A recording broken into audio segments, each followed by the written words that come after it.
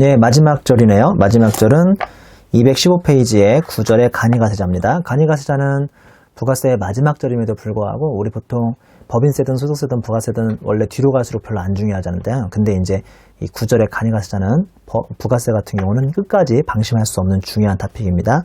일단 빈출유형 01의 간이가세의 적용인데요. 01의 간이가세자의 범위죠. 의미는 뭐 다 알고 계시겠지만 영세한 소규모 개인사업자 부담을 덜어주기 위한 제도고 양가로 1번의 적용 대상자는 기본적으로 알고 있어야죠. 과거에는 이것도 물어보는 문제가 나온 적이 있습니다.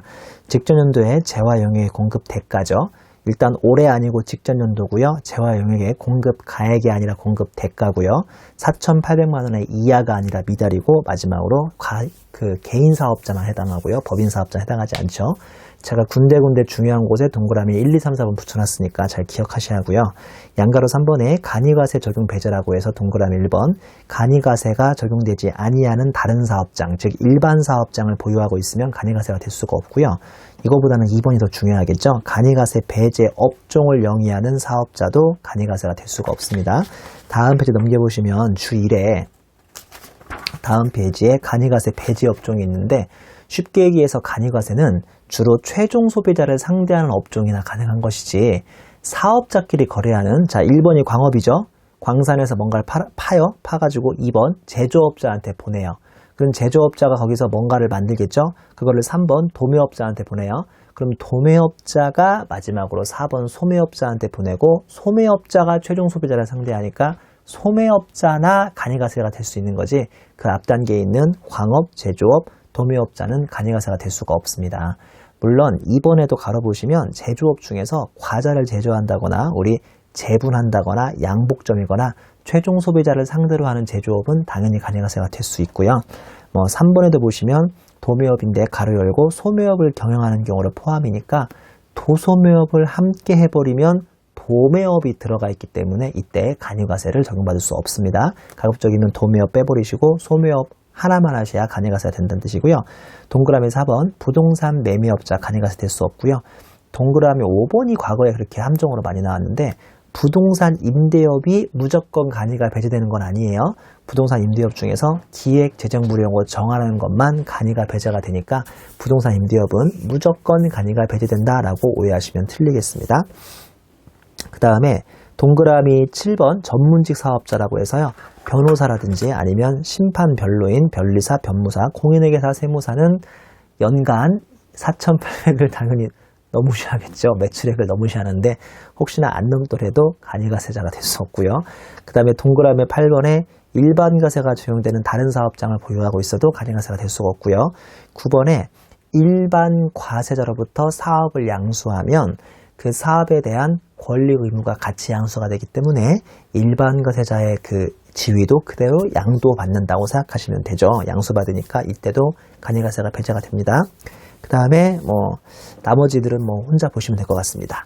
02의 과세유형의 전환인데요. 일반에서 간이가 되거나 간이에서 일반이 되는 것을 소위 간이가세, 과세유형의 전환이라고 하는데 이거 양가로 1번부터 보시면요. 신규 사업자는 이거 참 질문 많이 들어오던데 신고를 한 개인 사업자는 간이과세 배제 대상이 아닌 경우에는 일단은 최초 제1기에는 간이가세로 보는 게 일반적입니다. 이렇게 해서 간이가세로 봐준 다음에 그 다음 땡마크가 참 질문이 많이 들어오는데 신규로 사업을 개시한 사업자의 경우 간이가세자에 관한 규정이 적용되거나 적용되지 아니하게 된 때는요. 최초로 사업을 개시한 해의 다음 해 7월 1일부터입니다. 이거 질문 많이 들어와요. 잘 보세요. 다음 해부터가 아니라 다음 해 7월 1일부터라는 거 꼭 기억하세요.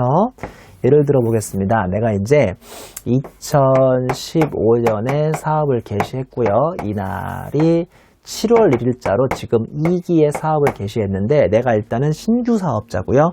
앞에서 금방 배웠던 간이가세 배제 업종이 아니란 일단 무조건 뭐로 신청하는 거예요? 간이로 신청하는 거죠. 간이가세로 신청했는데 6개월 동안 장사한 결과 나의 공급 가액이 4천만 원이 나왔습니다. 그러면 4,800만 원을 넘었어요? 안 넘었어요? 안 넘었구나 라고 좋아하지 마시고 당연히 이거는 6개월분의 12개월로 연환산하시는 거거든요. 그럼 8천만 원이 나오니까 나는 기준금액을 초과한 겁니다. 기준금액을 초과하면 2016년에 바로 1기부터 바뀌는 게 아니라 그 다음에의 2기부터 간이가세자로 바뀌는 거 아시죠? 항상 간이가세자로 바뀌는 것은 우리 생각보다 한 기를 늦춘다고 생각하시면 돼요. 이유까지 아시면 조금 기억이 오래 가실 텐데 그걸 왜 그러겠습니까? 내가 2015년 2기에 4천만 원 나온지는 언제 알 수 있어요? 이날 7월 25일 알 수 있으니까 이미 1기가 시작이 돼버렸어요. 그래서 어쩔 수 없이 이제 2기로 넘긴다고 생각하시면 됩니다. 자, 지금 설명한 것은 두 번째 땡마크 있는데 이거 질문 많이 들어오니까 잘 정리하시고요. 양가로 이번에 계속 사업자죠. 마찬가지로 한 기가 늦다고 생각하시면 됩니다. 간이가세자에 관한 규정이 적용되거나 적용되지 아니하게 되는 기간은 1영년의 공급가의 대가의 합계액이 4,800만 원에 미달하거나 그 이상이 되는 해의 다음 해 7월 1일부터 그 다음에 6월 30일까지라고 되어 있죠. 양가로 3번 간이가세 배제 업종을 영위해버리면 이것도 답만 보시면 다음 과세 기간이죠. 그 다음에 양가로 4번 경정시 간이가세 적용이라고 해서 내용을 보면 경정 또는 재경정한 공급대가가 기준금액 이상입니다. 나는 원래 4,500이라고 신고했는데 국가가 고치면서 이게 5,000이 돼버렸어요. 그러면 이제 더 이상 간이가 될 수 없고 일반이 돼야 하는데 이것도 다음 줄에 보시면 경정 또는 재경정한 날이 속하는 과세기간의 다음 과세기간부터고요. 간이가세 포기신고 사업장에 있는 경우죠.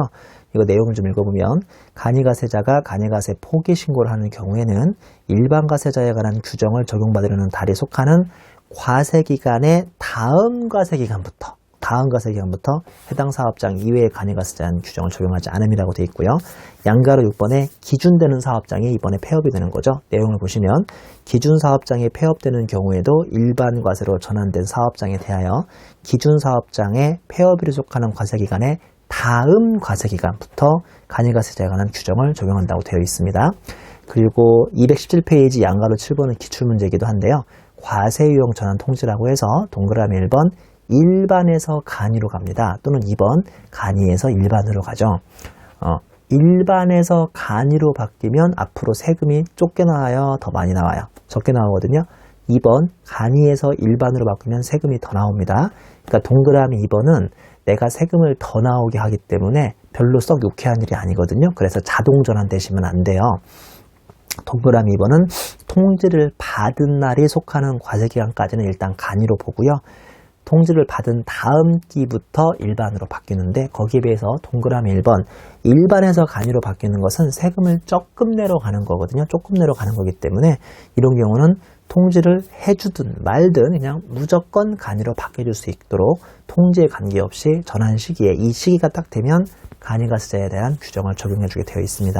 제가 지금 구두로 설명드린 것은 주 1번과 주 2번에 그 내용이 나와 있고요. 꽃표시 1번도 왜 1월 25일까지 신고하니까 왜 다음 기부터 한 기가 늦춰지는지도 꽃표시 1번에 싹 다 있고요.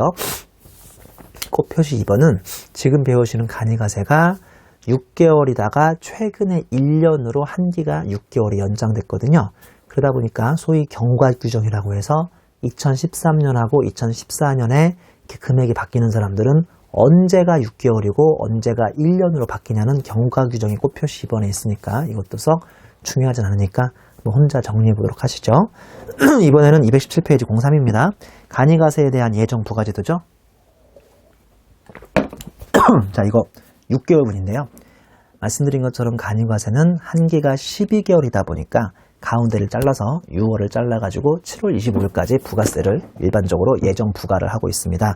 자, 양가로 1번 보시면 예정 부과 방법에 첫 번째 땡마크 사업장 관할 세무서장은 간이과세자에 대하여 직전 과세기간에 대한 납부세액의 절반이죠. 2분의 1에 해당하는 금액 1,000원 미만은 버리고요를 1월 1일부터 6월 30일까지의 납부세액으로 결정하여 7월 1일부터 7월 10일까지 납세 고지서를 발부한 다음에 예정 부과기간이 끝난 후 25일 이내에 징수합니다.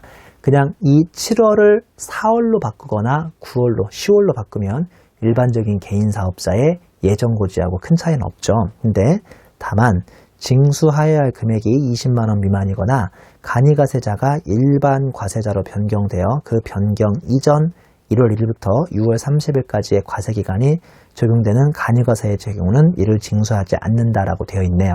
그러니까 이런 사람들을 빼시고는 7월 25일자로 예정 부과 받으시는 거고요. 양가로 이번에 예정 신고 대상 간이과세자라고 해서 잘 보시면 예정 신고라고 돼 있잖아요. 원래 예정은 신고하는 게 아닌데 예정 신고래요. 휴업, 사업부진 등으로 예정 부가기간에 공급가액, 납부세액이 직전 과세기간에 공급가액, 납부세액의 몇 분의 몇이었죠? 언제나 3분의 1이었죠? 3분의 1에 미달하는 자는 예정 부가기간에 신고 및 납부를 선택할 수 있습니다. 신고 선택할 수 있다고요. 원래는 부과받는 건데.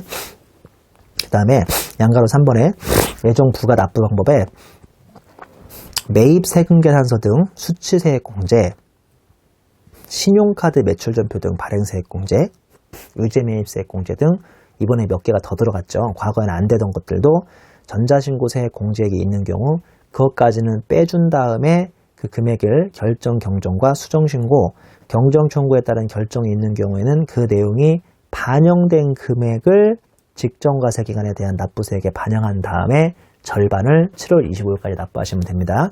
이번 개정세법에서 매입세금 계산서 등 수취세액 공제, 신용카드 매출전표 공제, 발행세액 공제, 의제매입세액 공제까지 빼줄 수 있는 걸로 규정이 되어 있으니까 한번 정도 참고해 주시고요.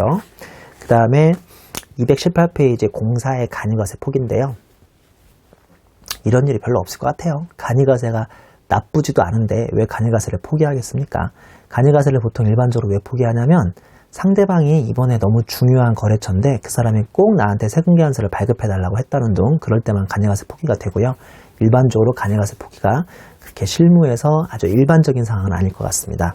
자, 218페이지 내용을 보면 양가로 1번의 의미에 동그라미 1번 간이과세자가 수출을 하여 영세율을 적용받는 경우 화살표 보시면 간이과세를 포기해야 일반과세자가 될 수 있고 수출에 관한 영세율 환급이 가능하니까 만약에 간이과세로 근근히 장사하던 사람이 이번에 수출까지 하면 간이과세를 포기할 수 있는데 간이과세자가 수출하기란 현실적으로 쉬운 일은 아니겠죠? 자, 2번 보면 거래 상대방이 사업자인데 나에게 세금계산서 발급을 요청하는 경우가 있죠. 간이과세자의 최대 단점이 세금계산서를 발급을 못한다는 단점이 있거든요. 3번 보면 누적 효과를 제어하기 위해서 포기하는 경우도 있다고 되어 있는데요. 이 간이과세 포기의 의미라든지 이유를 묻진 않을 것 같고요. 양가로 이번에 포기 기한을 보셔야겠네요. 동그라미 1번 간이과세자 또는 간이과세자에 관한 규정을 적용받게 되는 일반과세자가 간이과세자에 관한 규정을 적용을 포기하고 일반과세자에 관한 규정을 적용받으려는 경우는 일반과세를 적용받으려는 달의 전달의 마지막 날까지 관할 세무서장에게 간이과세 포기 신고를 해야 합니다. 이게 뭔 소리예요? 결론적으로 간이과세 포기는 내가 다음 달부터 일반을 받고 싶으면 그 전달 마지막 날까지니까 언제라도 포기하라는 소리 아닙니까? 그쵸? 언제라도 포기하라는 소리네요. 근데 동그라미 2번 신규 사업자가 사업자 등록을 신청할 때 납세지 관할 세무서장에게 간이과세자에 관한 규정의 적용을 포기하고 일반과세자에 관한 규정을 적용받기 위해서 신고할 수 있음이라고 되어 있습니다. 그 다음에 양가로 3번의 포기시 과세기간의 구분인데요. 간이과세 포기로 인하여 각각을 한 기로 보라고 되어 있는데 첫 번째 포기신고를 속하는 과세기간 개시일부터 포기신고를 속하는 날의 말일까지, 그러니까 내가 다음 달부터 일반이 되고 싶으면요 이번 달 말일까지가 한 기고, 동그라미 2번에 포기신고를 속하는 날의 다음 달 1일부터 해당 과세기간 종료일까지가 또 하나의 기가 되겠습니다.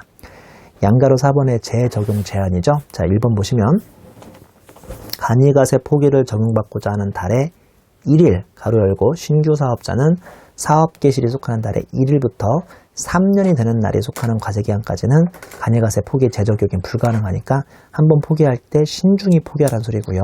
그 다음에 2번 보시면 드디어 3년이 된 거죠. 3년이 되는 날에 속하는 과세기간이 지난 후 간이과세를 재적용받고자 할 때에는 적용받고자 하는 과세기간 개시 10일 전까지 간이과세 적용 신고서를 제출하라고 되어 있네요. 자, 우리 기출문제들이 몇 개 있는데 몇 개 정도만 풀어보겠습니다. 일단 1번 문제부터 보겠습니다. 부가세법상 간이과세에 대한 설명이다. 옳지 않은 것은 동그라미 1번 음식점을 영위하는 간이과세자가 일반과세자에 관한 규정을 적용받는 도매업 사업장을 신규로 개설하는 경우에는 당해 사업 개시일이 속하는 과세기간에 다음 과세기간부터 음식점업 사업장도 더 이상 간이를 적용받지 못하는 거 맞고요. 2번 보면 간이과세자 중 음식점업 및 중소제조업의 경우에는 의제매입세 공제가 적용되며 맞죠? 매입가액은 108분의 8 가로 열고 중소제조업은 104분의 4. 3번 간이과세자가 2015년 1월 30일에 간이가세 포기 신고를 하면 2015년 1월부터 바로 일반과세자. 다 맞는 설명이네요. 4번 간이가세자의 당해 과세기간에 대한 공급 대가가 2,400만원 미만인 경우에는 납부세액에 대한 납부 의무가 아예 면제. 이게 좀 이따 배우는데요. 이때도 과세 유형 전환으로 인한 재고 납부세액 납부 의무는 면제가 되지 않습니다. 이 문장은 여러 번 출제된 적이 있어요. 2,400만원 미만이면 납부 의무 면제되지만 그때도 재고 납부세액의 납부 의무는 면제가 안 된다는 거 기억하세요. 결국은 5번이 이제 오답이 되는데 음식점업을 영위하는 일반 과세자가 직전 1영년 공급대가가 4,800만원에 미달하여 간이가세자로 전환되게 되는 경우, 즉 일반에서 간이로 바뀌었죠. 그러면 세금을 조금 부담하는 거네요. 관할 세무서장으로부터 과세 유형 전환에 대한 통지를 받은 날에 속하는 과세기간까지는 일반과세를 적용한다는데 이게 틀렸죠. 왜냐하면 일반에서 간이로 바뀌는 것은 세금을 조금 부담하는 거기 때문에 통지 여부랑 관계없이 자동으로 바뀌는 제도라고 생각하시면 되겠네요. 그래서 틀렸습니다. 자, 우리 그 밑에 있는 2번 문제를 보겠습니다. 2번 문제, 부가세법상 간이가세에 대한 설명으로 가장 옳지 않은 것은 1번, 간이가세가 적용되지 아니하는 다른 사업장을 보유하고 있는 사업자는 직전 1영년에 공급대가가 4,800만원에 미달되더라도 원칙적으로 간이가세를 적용받을 수 없죠. 맞는 말이죠. 2번, 일반과세자가 직전 1영년에 공급대가가 4,800만원에 미달하여 간이가세자로 변경되는 경우로서 간이가세자로 변경된 날에 속하는 과세기간에 대한 공급대가가 새 2,400에도 미달하는 경우에는 당해 변경 당시의 재고품 및 감가상각 자산에 대한 재고 납부세액 납부 의무는 면제가 안 된다니까요. 이건 내시라고요. 그 다음에 3번, 직전년에 신규로 사업을 개시한 개인사업자에 대하여는 그 사업 개시일부터 그 과세기간 종료일까지의 공급대가의 합계액을 12개월로 환산하라. 여기 있네요. 연환산. 환산해서 간이가세 적용 여부를 판단해야 하고요. 그 다음에 4번 보시면 확정신고 내용에 오류가 있어 사업장 관할 세무서장이 결정 또는 경정한 공급대가가 4,800만원의 이상이 되면요. 그 결정 또는 경정한 날에 속하는 과세기간까지는 간이요. 그 다음부터 제가 일반으로 바뀐다고 말씀드렸죠. 5번 보시면 사업자 등록을 하지 아니한 개인사업자로서 사업을 개시한 날에 속하는 1영년에 있어서 공급대가의 합계액이 4,800만원에 미달하는 경우에는 최초의 과세기간에 있어서는 간이가세로 합니다. 비록 이 사람이 사업자 등록을 하지 않았어도 이제 요건이 맞으면 사업자가 돼버리는 거고 어차피 간이가세자가 될 수 있겠네요. 자, 이번에는 6페이지가 아니라 6번 문제, 221페이지의 6번 문제, 부가세법상 간이가세에 대한 설명으로 옳지 않은 것을 물어본 기출문제입니다. 자, 1번, 간이가세는 직전 연도에 재화와 용액의 공급대가 부가세 포함으로 판단하죠. 4,800만원에 미달하는 개인사업자를 대상으로 한다. 맞네요. 다만 간이가세가 적용되지 아니하는 다른 사업장을 보유하고 있네요. 좀 불행하죠. 있는 사업자 또는 업종, 규모, 지역 등을 고려하여 법령으로 정하는 사업자의 경우에는 간이가세로 보지 않는다고 해서 맞는 설명이고요. 2번을 보시면 간이가세자가 일반과세자에 대한 규정을 적용받으려는 경우에는 죄송합니다. 그 적용을 받으려는 달의 전달 마지막 날까지 맞는 설명이죠. 사업장 관할 세무서장에게 간이가세 포기 신고를 하여야 하며 그 적용받으려는 달의 1일부터 3년이 되는 날까지는 과세기간까지는 일반과세자에 관한 규정을 적용받아야 한다. 한 번 선택하면 3년을 갖는다고 그랬어요. 3번, 간이가세자가 부가세가 과세되는 재화 또는 용역을 공급하고 신용카드 매출전표, 현금 영수증을 발급하거나 또는 전자적 결제수단에 의해서 대금을 결제받는 경우에는 발급금액, 결제금액의 1.3% 음식 숙박이면 2.6%에 해당하는 금액을 연간 500만원 한도로 카드 공제 받을 수 있죠. 자, 4번, 간이가세자는 과세기간에 과세표준과 납부세액을 그 과세기간이 끝난 후 25일, 만약에 폐업을 해버렸으면 다음 달 25일이죠. 이내에 사업장 관할 세무서장에게 신고 납부해야 하며 매입처별 생계한사 합계표도 함께 제출해야 한다. 간이가세자도 매입세 공제가 되니까 이거 당연히 제출하시는 거고요. 5번 보면 간이가세자가 다른 사업자로부터 세금계산서 등을 발급받아 매입처별 세금계산서 합계표 또는 신용카드 매출연표 등 수령 명세서를 사업장 관할 세무서장에게 제출하는 경우에는 해당 과세기간에 발급받은 세금계산서 등에 적힌 매입세액에 해당 업종의 부가가치를 곱하여 계산한 금액을 과세기간에 대한 납부세액에서 공제한다. 5번 또 맞았는데? 그럼 뭐가 틀렸지? 5번은 가로 내용이 틀렸네요. 가로 내용에 매출세액에서 공제하지 아니하는 매입세액을 포함한다는 말도 안 되죠. 우리 매출세액에서 공제하지 않은 매입세액, 한마디로 매입세액 불공제액은요, 내가 간이든 일반이든 받아오시면 그냥 불공제니까 5번의 가로 내용이 약간 장난치 문제겠군요. 자, 우리 3-222페이지에 01의 간이과세 계산 구조라고 해서요, 되게 독특하게 이 간이과세자는 처음부터 매출세액이 나오지 않고 납부세액이 나오죠. 납부세액 보시면 화살표에 과세표준, 즉 공급대가 부가세 포함이죠. 요거에 부가가치율 곱하기 10%고 영세율은 0%를 적용하고 있습니다. 그 다음에 재고납부세액이라고 해서요, 우리 이따 끝나기 직전에 배우는 건데, 일반과세자에서 간이과세자로 과세 유형을 변경하면 재고납부세액을 납부하시고요. 빼기 공제세액의 첫 번째 매입 세금계산서 수취세액 공제, 헷갈리면 안 돼요. 간이과세자가 자신이 매출세액, 즉 세금계산서를 발급을 못할 뿐이지 자기가 사올 때 발급받아온 매입 세금계산서 대에서는 매입세 공제를 해줍니다. 다만 이때도 곱하기 부가가치율을 해주고 있는 걸 볼 수 있죠. 그 다음에 의제매입세액 공제도 당연히 가능하고요. 그 다음에 신용카드 매출연표 등 발행 공제도 말씀드린 것처럼 1.3%, 음식 숙박점은 2.6%까지 가능하고요. 연간 한도는 500만원, 전자신고세액 공제 그냥 확정신고 때 한 번 만원, 그 다음에 가산세, 미등록이나 타인명의 등록 가산세는 0.5%, 그 다음에 세금계산서 발급을 하지 않다 보니까 세금계산서 관련 가산세는 없다고 되어 있네요. 차감납부세액은 아시죠? 89%까지는 부가세, 나머지 7%는 지방소비세로 바뀌는데 이게 수업 목적에서는 중요하지 않다고 말씀드렸고요. 그 밑에 꽃표시 중요한데요. 간이과세자는 납부세액, 즉 재고납부세액을 포함해서 이게 이것보다 공제세액이 더 커버리죠. 그러면 그 초과하는 금액은 없는 것으로 봅니다. 환급까지 되진 않는다는 소리고요. 이 경우에 가산세만큼은 또 납부 의무가 있네요. 오 마이 갓. 가산세는 내래요. 자, 예를 들어볼까요? 납부세액이 70, 공제세액이 100이에요. 그럼 마이너스 30이죠? 세금 안 내잖아요. 가산세가 10이래요. 가산세 10을 더해봐야 마이너스 20이니까 세금 안 낼 줄 알았죠? 그렇게 하는 거 아니에요. 그냥 70에서 100을 빼면 일단은 마이너스 30이 그냥 0으로 바뀌어버리고 가산세는 또 가산세대로 10을 내야 합니다. 좀 기분 나쁜 규정이죠. 옆 페이지에 보시면 똑같은 거래 조건에서 일반과세자하고 간이과세자하고 어떻게 다른지를 제가 한번 표로 분석해 왔는데 어차피 우린 뒤에서 계산 문제를 풀 테니까요. 이 표는 여러분이 한번 스스로 보시고요. 223페이지의 주 1번에 보시면 부가가치율인데 당연히 수업 목적으로는 외울 필요가 전혀 없습니다. 문제에서 주거든요. 양가로 1번 업종별 부가가치율이라고 해서 직전 3년간 신고된 3년입니다. 3년간 신고된 업종별 평균 부가가치율을 감안해서 시행령에 정한 부가가치율을 의미하는데 뭐 굳이 전혀 외우실 필요 없습니다. 전기나 가스 등이 5%, 소매업이 10%, 그 다음에 음식점업도 10%네요. 제조, 농업, 임업, 어업, 숙박, 운수, 통신업이 20%, 건설업, 부동산 임대업이 30%까지 부가가치율이 있습니다. 주 2번으로 내려오면, 양가로 2번부터 볼까요? 표 밑에 양가로 2번.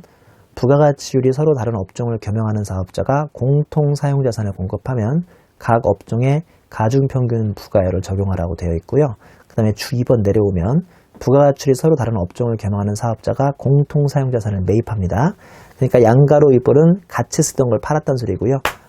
주 2번은 같이 쓰려고 사온다는 소리죠. 그러면 실질기속에 따라 계산하되 실질기속을 알 수 없으면 제일 낮은 부가가치율인 5%의 부가가치를 적용하라고 되어 있습니다. 우리 그 다음 페이지에 다 있죠? 다음 페이지 보시면 얘 소매업 10%, 부동산 30%를 겸용하는 사업자가 우리 이 그 박스 안에 검은색 박스만 보시면 돼요. 회색 박스 볼 필요 없고요. 귀속 불분명한 것을 1,000원어치 사왔는데 이때는 부가가치율 5%로 적용해주면 되고요.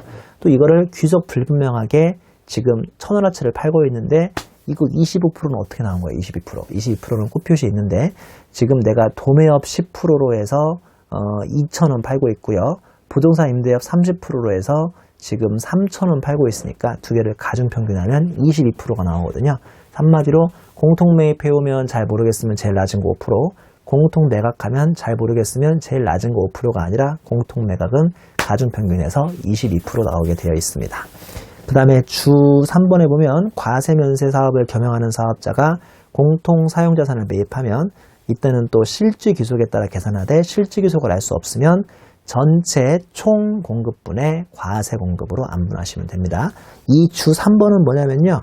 과세면세 겸용이에요. 금방 위에 있는 그림은 똑같은 간이가세에서 서로 부가가치율이 다른 10%, 30%를 예를 드는 거고요. 얘는 주 3번은 그게 아니라 과세면세를 겸용하는 사업자를 얘기합니다. 주 4번에 보면 간이가세자의 의제매입세 공제 당연히 되고요. 당연히 되는데 적용 대상을 보시면 음식점업 및 중소제조업을 영위하는 간이가세자만 됩니다. 그리고 면세 농산물 등을 원재료로 구하여 제조 가공한 재화 용역의 공급이 과세돼야죠. 원래 아시겠지만 의제매입세액은 면세로 사가지고 과세로 팔아야 하니까 딱 요건을 만족한 요 경우만 되고요. 화살표 보시면 일반 가세자와 달리 간이가세자는 오직 음식업하고 그 다음에 제조업 중에 중소제조업만 된다는 것도 기억을 하셔야겠네요. 동그라미 2번 농어민으로부터 매입시 특례인데 아주 상당히 재밌는 제도죠. 이거 뒤에 기출문제가 나와 있어요. 제가 기출문제를 풀진 않을 텐데 잘 보세요. 음식점업의 경우 거래증빙 발급이 곤란한 농어민 개인으로부터 직접 공급받은 면세농산물 이런 거 있겠죠. 직접 쌀이라든지 아니면 시금치, 배추 같은 거 직접 공급받는 경우에요.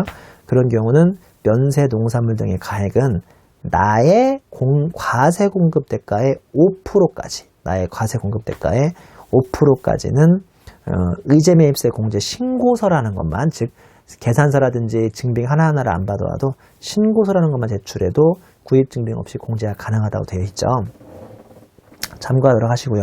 그 다음에 공제율은 일반 가세자와 동일하니까 108분의 8이나 104분의 4로 똑같은 비율로 공제되겠습니다.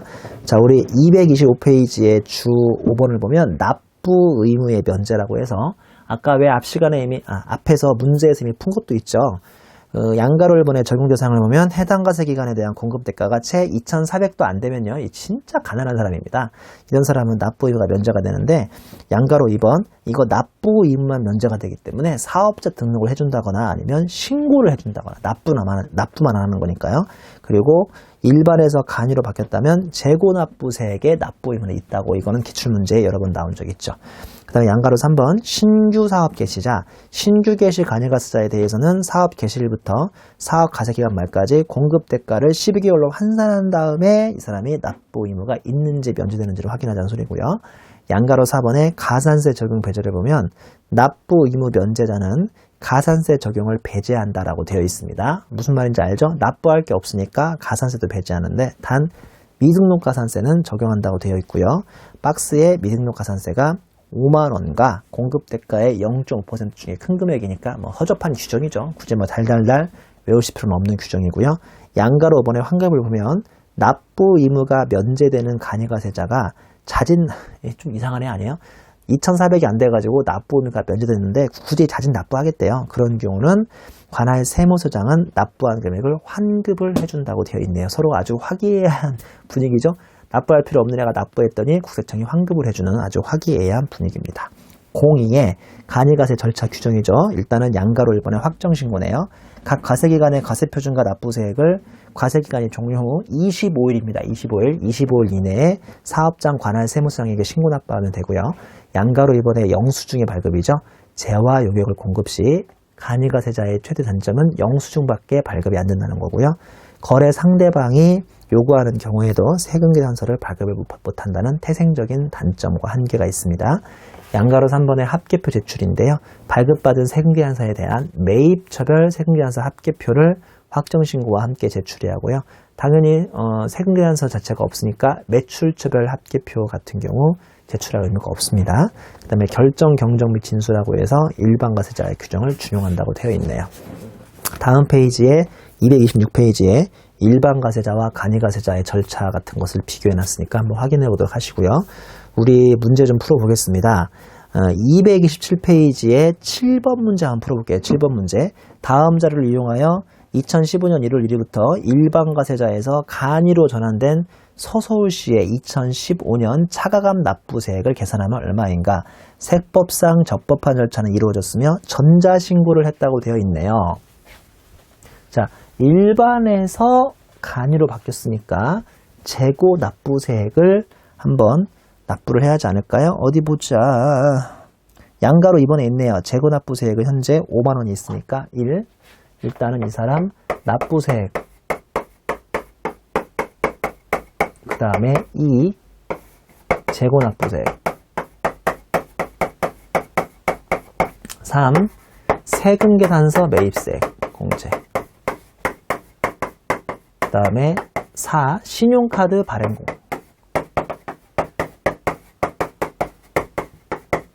그 다음에 5. 이 문제 같은 경우는 아까 뭐라고 그랬죠? 전자신고. 전자신고로 지금 얼마야? 전자신고. 전자신고 그냥 만 원이죠. 안 좋겠죠? 전자신고 했다는 말 내가 봤는데 아까. 어디 보자. 전자신고. 제일 위에 있죠? 이 사람은 전자신고를 했다고 되어 있으니까요. 전자신고는 만 원.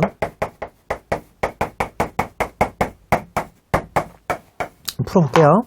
첫 번째 양가로 1번. 서서울시는 음식점업을 운영하고 있으며 공급 대가가 3천만 원이고 이 중 2천만 원은 신용카드 결제했어요. 그 다음에 음식점이니까요. 2천만 원에 2.6%겠네요. 2.6%. 그러면 일단은 52만 원 나옵니다. 그 다음에 납부세액은 총 3천만 원이죠. 3천만 원에 곱하기 업종별 부과율 몇 프로야? 15%예요? 15% 하고 다시 곱하기 10% 하시니까 뭐야 이거? 45만 원밖에 안 남았어요. 벌써 마이너스네. 벌써 마이너스죠. 그 다음에 2번 재고납부세액은 현재 5만 원 플러스 있대요. 그래도 마이너스네. 그래도 마이너스예요. 그 다음에 3번 매입은 모두 세금계산서를 적법하게 수취했으며 무서워. 매입은 또 세금계산서 수취했어요. 100만 원이고요. 매입세 불공제 없으니까 이 100만 원도 15%를 적용해서 그러면 15만 원이 되겠네요. 그만 풀자. 마이너스 나오죠. 그래서 이 경우는 그냥 차가감 납부할 세액은 0원이 되겠습니다. 다시 말씀드리지만 간이과세자는 환급까지는 안 해주니까요. 자, 우리 이번에는 10번 문제 한번 풀어보겠습니다. 10번 문제. 다음 자료를 이용하여 2015년 1월 1일부터 역시나 일반 과세자에서 간이과세자로 전환된 사업자 갑이 간이과세자 부가세 확정 신고 시 2015년 과세기간의 차가감 납부세액 또는 환급받을 세액을 지방소비세 포함해서 계산하면 얼마인가. 일단은 전자신고 말은 없으니까 안 빼줄게요. 전자신고 하란 말이 없었어요. 문제에서. 1번 재분업을 운영하고 있으면 공급대가가 2천만 원이죠. 2천만 원에 곱하기 양가로 4번에 있네요. 업종의 부가가치율을 20%로 가정했고 다시 곱하기 세율 10%니까 그러면 40만 원 나오네요. 그 다음에 양가로 2번 간이과세자로 변경되는 현재 날에 보유자산 현황은 다음 같다고 해서 재고납부세액을 좀 복잡하게 물어본 문제죠. 첫 번째 재고품. 자, 이거는 다음 소챕터에서 배우지만 미리 설명을 드릴게요. 기계장치, 그 다음에 건물. 얘는 감가상각을 하지 않으니까 그냥 원래부터 취득가액인 100만원 곱하기 1 빼기 20%. 그 다음에 이게 지금 취득가액이니까요. 이것도 해줘야겠구나. 100분의 10 해줘야죠. 그러면 이게 얼마 나오냐면 8만원 나오나요? 8만원. 그 다음에 기계장치는 이거에 곱하기 100분의 10 곱하기 1 빼기 25%씩 곱하기 몇 기예요? 어디 보자. 기계장치가 2014년 1기니까 나 지금 2기죠? 2015년 나 지금 1기예요. 그러면 2014년에 2기, 2015년에 1기니까 2개 지났습니다. 그리고 다시 1 빼기 20% 하는 거죠. 그럼 얼마 나오냐면 이 금액이 80만원 나오나봐요. 80만원. 80만원 나오고요. 그 다음에 건물을 보면 건물은 5천만원인데 토지 취득가액이 3천 들어가 있으니까 얘 또 2천만 원이죠. 곱하기 100분의 10이고 곱하기 1 빼기 얘는 5%씩 몇 개 지났습니까? 2012년 2기니까 2013년 1기 2기, 2014년 1기 2기, 2015년까지 해서 얘도 또 5개 지났네요. 곱하기 1 빼기 20%씩 하니까 이 금액은 또 얼마 나와요? 이 금액은 120만원 나와요? 120만원 나오나봐요. 재고납부세액이 다 더하면 208만원? 꽤 많이 나오네? 납부세액은 40만원? 자, 그 다음에 양가로 3번. 매입은 모두 세금계산서를 수령하였으며 세금계산서의 매입세액은 1,300만원이다. 그러면 1,300만원에 곱하기 20%. 뭐야 이거? 더 이상 풀 필요 없네요. 얘 또 마이너스네. 또 마이너스. 얘 두 개 더해봐야 248인데요. 얘 혼자 그냥 마이너스 벌써 12만원 나오죠. 그 다음에 신용카드 발행한 게 있어요. 신용카드 발행한 게 1,000만원 있죠. 자, 그 다음에 음식 숙박업입니까? 아닙니까? 재분업이죠. 그러면 음식은 아니네요. 1.3%니까 13만원 나와서 얘도 결론적으로 마이너스 나옵니다. 마이너스는 환급 안 되니까 그냥 0입니다. 0. 이거 막 환급 받을 세액까지 나와 있는데 이게 다 현혹자료라고요. 환급이 되지는 않습니다. 자, 마지막으로 빈출유형 03의 재고납부세액과 재고매입세액이죠. 이미 문제를 풀었지만 그래도 한번 설명을 드리겠습니다.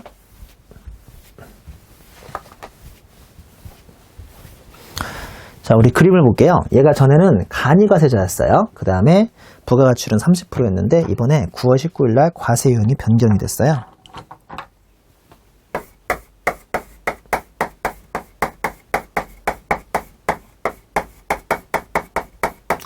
재고 매입세액은 공제고요.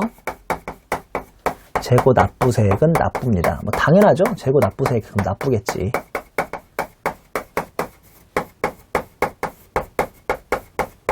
예를 들어 볼게요. 그림이 지금 간이부터 먼저 나와 있죠. 내가 지금 간이에요. 간인데 30%짜리고요. 얘가 지금 이제 일반으로 과세유형이 전환돼요.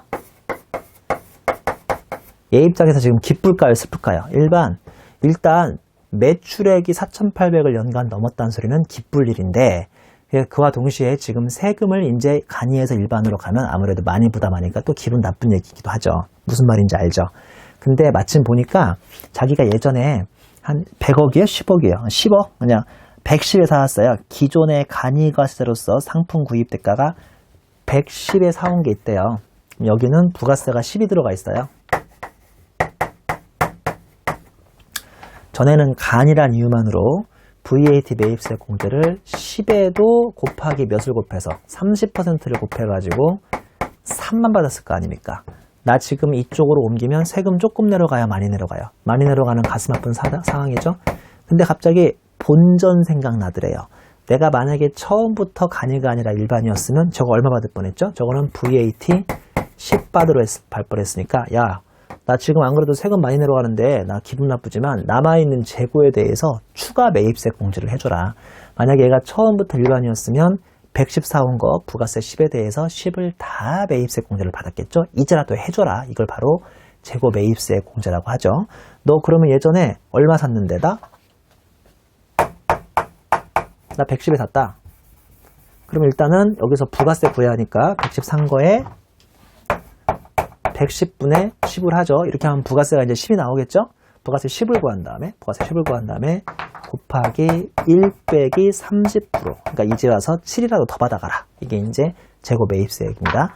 만약에 이게 재고가 아니라 감가상각 자산이었으면 여기에 뭐를 또 한번 곱해줘야 돼요. 곱하기 1 빼기 25%씩 곱하기 뭐 2기든지 뭐 3기든지 이거 아시잖아요. 경과된 기간수까지 같이 곱해주셔야 하니까 별로 어려운 말은 아니죠. 이거 까꾸로 일반이 간이로 바뀌면 그때는 재고 납부세액이라는 게 나오죠. 그러니까 얘가 일반이어서 4,800이 안 넘었기 때문에 일반이었는데 이번에 간이로 바뀌면 앞으로 세금을 조금 내로 가는 거거든요. 이 세금 조금 내로 가는 길에 너 왜 10에 대해서 다 받았냐? 네가 처음부터 여기였으면 3밖에 안 낼 뻔했으니까 이번에 7을 뱉어놓고 가라가 재고 납부세액 납부죠. 재고 매입세 공제하고 재고 납부세액 납부는 방향성만 다르니까 같이 공부하시면 수월할 겁니다. 자, 밑에 있는 표를 통해서 다시 한번 정리해 볼게요. 표를 보시니까 가운데 세로는 재고 매입세액, 오른쪽 세로는 재고 납부세액이죠. 재고 매입세액부터 보겠습니다. 의미를 보면 간이에서 일반으로 변경 시 당초 간이 과세자로서 일반 과세자보다 부족하게 공제받은 매입세액을 일반 과세자로 변경 시에 추가로 공제해주는 제도고요. 오른쪽 세로에 재고 납부세액 보시면 일반에서 간이로 변경할 때 당초 일반 과세자로서 간이 과세자보다 과다하게 10을 다 받아버린 거, 과다하게 공제받은 매입세액을 간이 과세자로 변경 시에 추가로 납부하는 제도가 재고 납부세액입니다. 자, 양가로 이번에 계산 대상은요, 과거에 매입세 공제 받은 거, 역시나 과거 매입세 공제를 받은 거, 재고품은 재고금액 곱하기 110분의 10 곱하기 부가가치율, 1 빼기 부가가치율, 얘는 재고금액 곱하기 100분의 10이죠. 왜냐하면 처음부터 일반 과세자 입장에서 사갔으니까 얘는 110원으로 거래한 게 아니라 100원으로 거래했을 테니까요. 자, 헷갈려 할 필요 없어요. 결론적으로 가운데 세로는 110분의 10이고 오른쪽 세로는 100분의 10인데 결론적으로 110원에 거래를 했든 100원에 거래했든 부가세 얼마만 찾아오면 되는 거예요? 부가세 10만 찾아오면 되는 거예요. 자, 그 다음에 반가로 2번 매입한 감가상각자산은 취득가액 곱하기 1 빼기 50% 곱하기 경과기간수죠. 왜 얘가 뜬금없이 50% 나왔다? 얘는 기존에 일반이었다, 간이었다. 기존에 간이었으니까 다른 사람들이 생각하는 것은 한 기에 25%, 두 기, 즉 1년에 50%인데 얘는 원래 한 기 자체가 1년이었을 테니까 그냥 1 빼기 50% 곱하기 경과기간수로 곱하면 됩니다. 근데 거기에 비해서 재고납부세액은 1 빼기 25% 곱하기 경과기간수고요. 자, 반가로 3번에 자가건설 제조한 감가상각자산은 당연히 매입세 그냥 공제 곱하기 1 빼기로 쭉 가시면 되고요. 반가로 4번에 건설 중인 자산은 건설 중인 자산 관련 매입세 곱하기 1 빼기로 쭉 가시면 됩니다. 자, 꽃표시 1번 보세요. 이걸 소위 열거주의라고 하죠. 남아있던 재고품은 상품, 제품, 재료까지만 되고요. 저장품은 이 공식에 아예 들어가지 않으니까 저장품이 함정으로 나오면 문제를 푸시면 안 되고요. 꽃표시 2번하고 꽃표시 3번이 참 기분 나쁜데 꽃표시 2번과 3번 한번 비교해 보세요. 꽃표시 2번 재고품 및 감가상각자산 금액이라고 해서 장부 또는 세금계산서에 의해 확인되는 취득가액이고 가로 열고 기존의 간이과세자로서 거래했을 때므로 부가세 포함으로 되고요. 이게 중요한데 이 금액이 얼마인지 잘 모르겠으면 재고 매입세액은 안 해주겠대요. 이 나쁜 놈들이죠. 왜냐하면 재고 매입세 공제는 납부자한테 유리한 경우인데 이 취득가액을 잘 모르겠으면 안 해주겠다는 소리인데 거기에 비해서 꽃표시 3번을 보시면 재고품 및 감가상각자산의 금액이고 장부 또는 세금계산서에 의해 확인되는 취득가액인데 이 금액이 없으면 재고품 등의 시가라도 구해서 그걸로 세금을 계산하겠다니까 참 기분 나쁜 소리입니다. 꽃표시 4번 건물 구축물의 경우는 10%, 꽃표시 5번 건물 구축물의 경우는 5%. 다 아시죠? 왜 10%인지 아시죠? 1년으로 봤기 때문에 10%가 되는 거고요. 꽃표시 6번의 부가가치율은 과세유형 변경일의 직전일, 바로 전날이 속하는 과세기간이고요. 가로 열고 재고납부세액의 경우에는 간이과세로 변경된 날 그냥 그날에 속하는 과세기간에 업종별 부가가치를 적용하면 되는데 업종별 부가가치율이 최근에 막 바뀌었으면 이게 직전일 걸로 쓰느냐 그날 걸로 쓰느냐가 의미가 있는데 계산 문제에서는 별 의미가 없겠네요. 직전일 거든 오늘 거든 최근에 업종별 부가가치율이 별로 안 바뀌었으니까요. 그 다음에 꽃표시 7번에 재고납부세 계산 시에는 재화의 공급으로 보지 않은 사업의 포괄적 양도에 의해서 사업 양수자가 양수한 자산으로서 사업 양도자가 과거 매입세 공제를 받은 재화도 포함해서 일단은 매입세 공제 받았으면 끝까지 재고납부세액, 그 다음에 재고매입세액, 특히나 재고납부세액을 계산해보라는 취지니까요. 매입세 공제 받은 것은 끝까지 계산하시는 겁니다. 그 옆에 참고를 보시면 재고매입세액과 재고납부세액의 절차 규정 비교라고 해서 자 일단은 양가로 1번에 재고품 등의 신고라고 되어 있는데요. 과세유형 변경일 현재의 재고품 등, 즉 매입세 공제를 이미 받은 거에 대해서만 계산을 하시는 거고요. 변경되는 날에 직전 과세기간에 대한 확정신고와 함께 각 사업장 관할 세무서장에게 신고하라라고 되어 있고요. 양가로 1번의 승인 및 통지죠. 자, 우리 재고매입세 보시면 신고를 받은 관할 세무서장은 재고금액 등을 조사 및 승인 후 재고품 등의 신고기한 경과 후 1개월 이내에 해당 사업자에게 공제될 재고매입세액을 통지하라고 되어 있고 근데 통지가 없으면 그냥 승인으로 간주하고 있고요. 그 다음에 재고납부세액은 이게 90일로 바뀌죠. 신고를 받은 관할세무서장은 재고금액 등의 조사 및 승인을 한 다음에 간이가세로 변경된 날부터 얘는 90일입니다. 1개월이 아니라 90일 이내에 해당 사업자에게 납부할 재고납부세액을 통지하고 역시나 미통지 시에는 승인으로 간주한다고 되어 있습니다. 자, 양가로 3번 납부 방법이죠. 승인을 얻은 날이 속하는 예정 확정신고 기간에 매출세액에서 공제하고 미공제분은 환급되는 등 공제 한도는 없다고 되어 있습니다. 그리고 재고납부세액 보시면 간이가세로 변경된 날에 속하는 과세기간에 대한 확정신고 시 납부할 세액에 가산해서 납부하라고 되어 있군요. 자, 우리 뒤에 보시면 11번, 12번, 13번 문제가 나오는데요. 일단은 11번하고 12번 풀어보고 부가세를 종강하도록 하겠습니다. 11번 문제는 CTA 08년 문제인데요.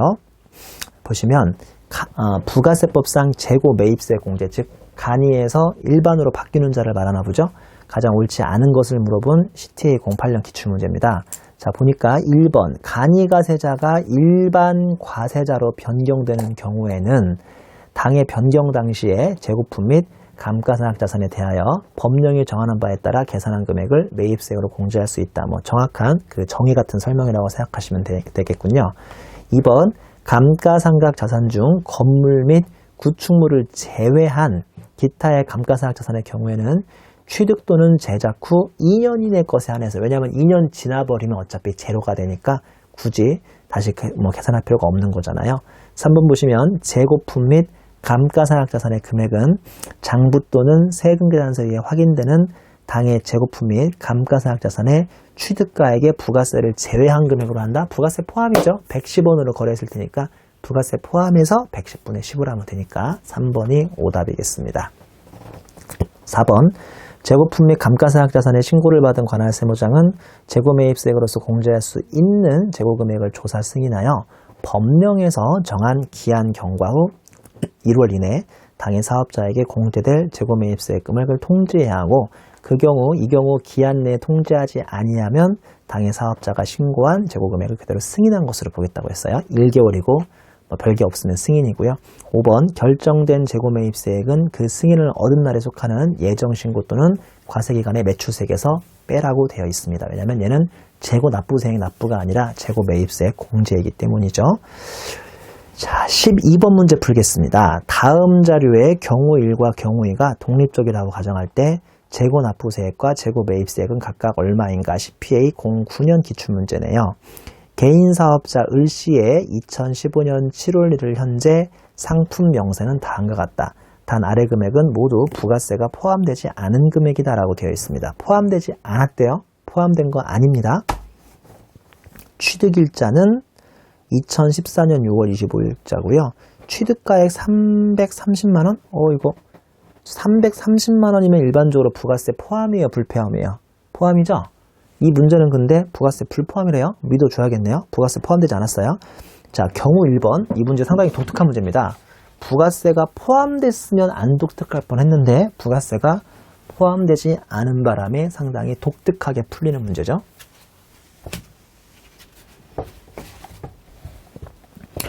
(330만원의) 경우 1번 을씨가 2015년 7월 1일부터 간이가세자에서 일반으로 변경됐어요.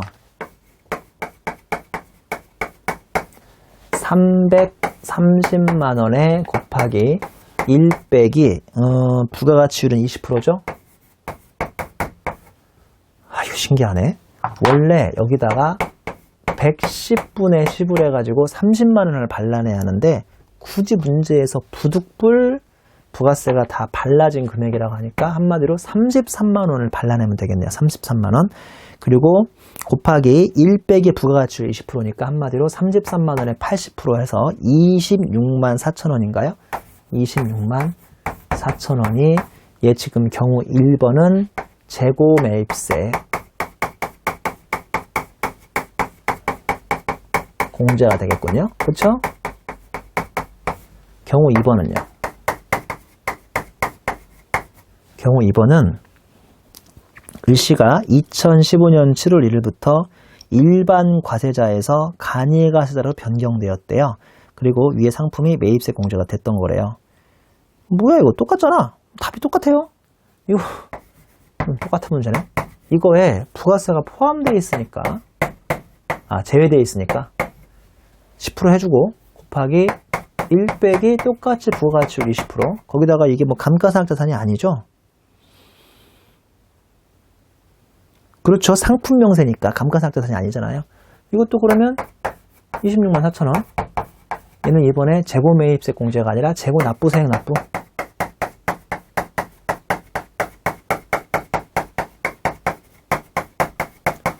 재고 납부세액을 납부하면 돼요.